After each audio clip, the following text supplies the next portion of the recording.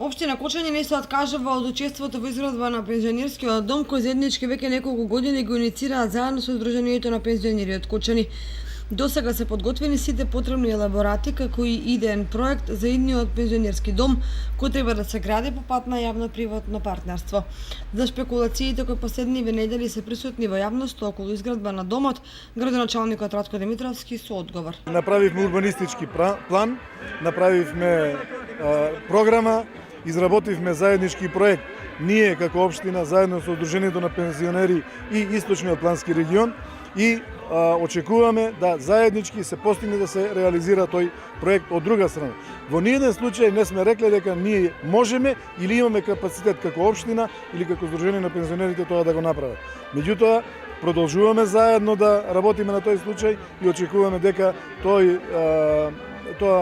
објект, тој регионален центар на пензионерите ќе биде завршен. Инаку пензионерскиот дом или домот за стари лица е лоциран во местноста Усова Чешма во кругот на старата касарна и ќе располага со сместувачки капацитет кој ќе го користат пензионерите од општините од Источна Македонија.